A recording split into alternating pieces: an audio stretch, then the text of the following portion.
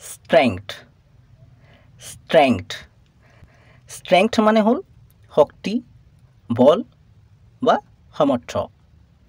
অহা এই দুটা বাক্যৰ সহায়ত আৰু বেছি ভালকৈ বুজি লওঁ I was impressed মই মুগ্ধ হৈছিলোঁ by his strength তেওঁৰ শক্তি দেখি বা তেওঁৰ শক্তিৰ দ্বাৰা এই সম্পূৰ্ণ বাক্যটো হ'ব I was impressed by his strength তেওঁৰ শক্তি দেখি মই মুগ্ধ হৈছিলোঁ working on a farm খেতি পথাৰত বা ফাৰ্মত কাম কৰিবলৈ requires প্ৰয়োজন হয় a lot of physical strength যথেষ্ট শাৰীৰিক শক্তিৰ প্ৰয়োজন হয় ইয়াৰ সম্পূৰ্ণ বাক্যটো হ'ব